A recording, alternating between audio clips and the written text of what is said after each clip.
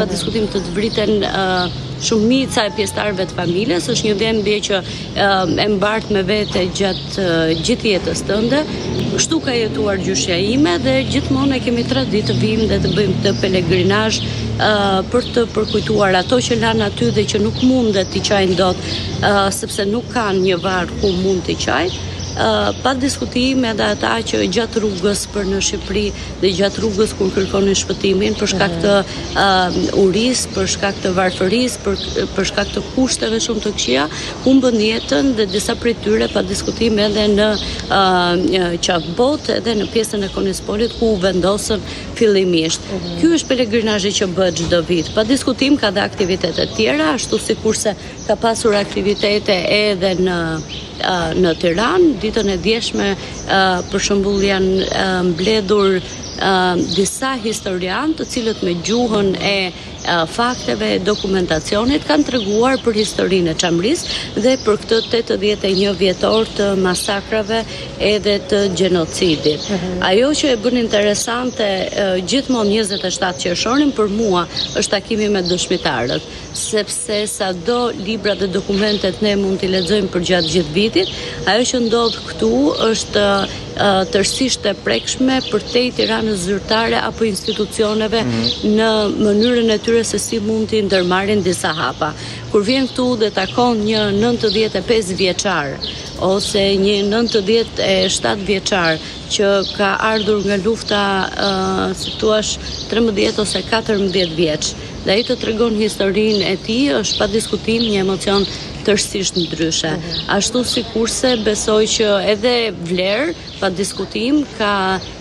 si thua dokumentacioni apo gjithçka që kanë mundur të gjejnë historianët edhe që e bën të ditur dje në një konferencë shkencore në Tiranë. Edhe këtu do të mbahen disa takime të organizuara kryesisht nga Bashkia e Konispolit, e cila nuk harron, e ka edhe si një lloj nderimi në kuptimin për të treguar këtë pjesë të historisë se si i ka pritur Çamët dhe se si vazhdon pas 81 vjetësh këta të moshuar që dikur ishin fëmijë të mund të vinë dhe ta tregojnë historinë e tyre, po pikërisht në ato, ndoshta nuk janë ato çadrat dhe nuk janë ato kushtet që kanë qenë dikur, po një fëmijë ose një adoleshent dikur pa diskutime mban mend se si ka mbërritur në Shqipëri edhe se si e tregon këto. Qytetarët e Konispolit në fakt vazhdojnë të mirëpresin. Është një lloj sikurse të tregojmë këto dëshmi, ndoshta 70 vjet më vonë, edhe fëmijët që kanë ardhur nga Kosova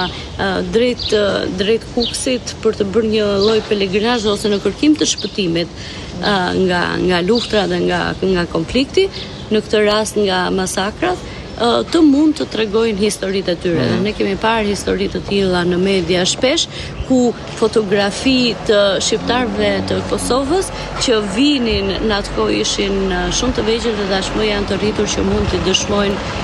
historitë e tyre edhe mikpritjen që kanë pasur në Shqipëri. Në këtë mënyrë do të ndodhe edhe në Sarand rrëfimi i ngjarjeve. Rrëfimi atyre ngjarjeve të trishta që lanë pas bashkë me shtëpitë e tyre, pengun që nuk shkojmë dot në shtëpitë e tyre aty ku janë vrarë dhe pa diskutim janë shuar familje të tëra,